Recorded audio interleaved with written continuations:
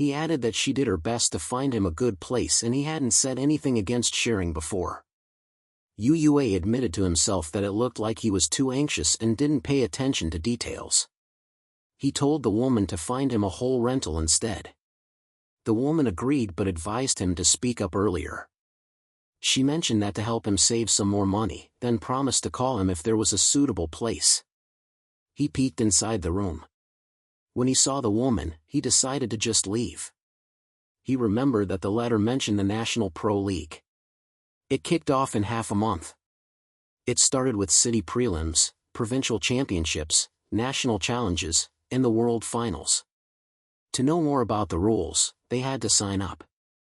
The previous record showed that first place was Lighthouse Nation, while Dragon Nation ranked 5th.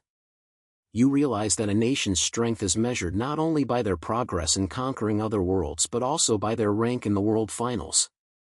In his past life, he died too early for it. So this time, he was determined to surpass his previous record. He tapped the back of his hand. He was thinking of leveling up quickly because to enter the Pro League he needed to reach level 30. He received a text message. Yao requested his help. Meanwhile, in the Third World Wild Zone, Shadowland, in front of Yao were 3 women. They questioned him if he could really do it because it felt like they were wasting time already. Yao insisted that a man never says that he can't. Even if his crew couldn't beat the map, he had faith that Yue could. As if on cue, Yue arrived and asked what was going on. Yao was happy to see him. The women were unimpressed when they saw that it was just a flimsy beast tamer. They doubted that he could be of help in finishing the quest. Yao invited him to their team to help them clear the map. As long as they were in the party, anyone's kill counts.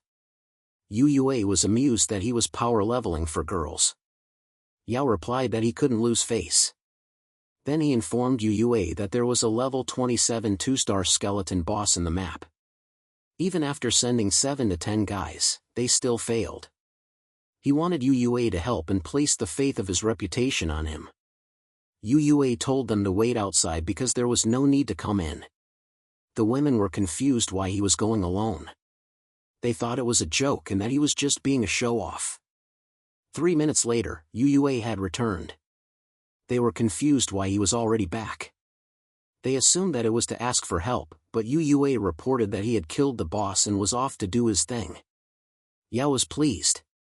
Those women thought that they were being fooled until the screens popped out and informed them that the boss had been killed. Yao emphasized how his bro was the best. He asked those 3 who among them was going to be his 7-day girlfriend since they lost the bet. He saw the brown-haired woman walking away, so he asked if she was trying to run.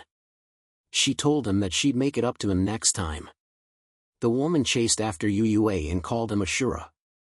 He replied that Asura died in battle 100 years ago. The woman firmly replied that he didn't die because he was there. She pointed out that Yue was him. Yue grabbed her neck and angrily asked if she sent the letter. He probed on who she was.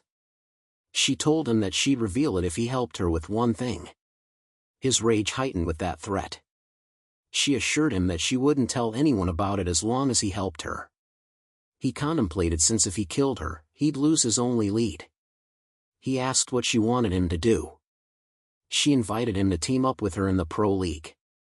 The brown-haired woman wanted him to carry her through the city prelims. He asked if she was doing it for money. She replied that she wanted to prove herself. He told her that whatever her reason, she should come talk to him again when she reached level 30 and had signed up for the National Pro League. That made her happy. She asked if she could get his contact number.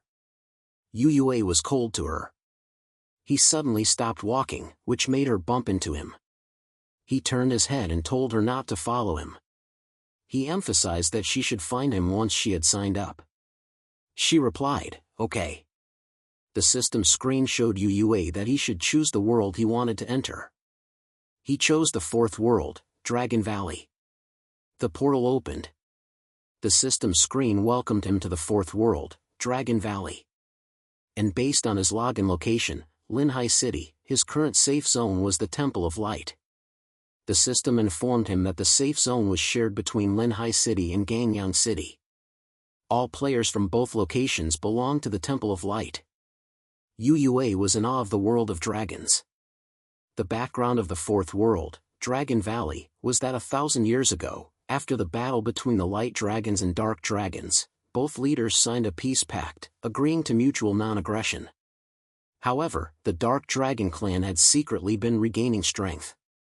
In the past 100 years, they had frequently invaded light territory.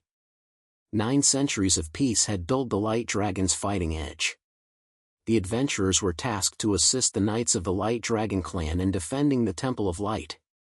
The first world quest was to kill at least 3 different Lord-class Dark Dragons, and the second was to gain level 5 trust from 1 Dragon Knight.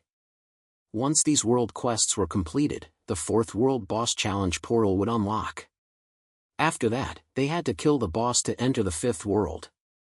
UUA planned that once he safely reached level 30 and completed his second class change, he would unlock a second pet slot, and he wanted to have a flying dragon as a pet. For now, he decided to take on some quests first. At the Dark Mountains, a dark skeleton battled with a dragon, forcing open the dragon's mouth. This was just the morale normal quest. In this quest, adventurers were tasked to head to the Dark Mountains in the Northern Light Continent and hunt 12 dark giant dragons to boost the Light Dragon clan's morale. The reward included 100,000 EXP, 15,000 energy, 20 trust, random 2 to 3 star equipment, 40 silver coins, and the duration was several days. UUA was well aware that the prerequisite for completing the world quest was gaining trust. Grinding monsters was the only way for him to level up the quest. The dragon emitted a blinding light from its mouth, making the dark skeleton step back. Then it counterattacked with a powerful punch. The skeleton warrior followed with a slash to the dragon's neck. UUA watched the fight from the edge of a cliff, relieved that the skeleton king had high defense because the black dragon didn't do much damage to it. And with the skeleton warriors fighting alongside the skeleton king, he knew it was more than enough. He checked the status of the dark magic dragon. It was a normal magic-type monster at level 31. Its attack was 1080, physical defense 500, magic defense 520, and HP 9800. It had Dragon Flame and Dragon Breath skills. The system noted that the dragons of the Dark Clan had overwhelming power beyond imagination. While he left the fighting to his pets, he researched how to efficiently complete the tasks. Suddenly, a loud noise caught his attention. Several dragons appeared in the sky, rushing toward their direction. He realized this was a hidden quest, the first time he had seen one. The system displayed that due to his location, a cutscene was triggered. He had unlocked the hidden opportunity.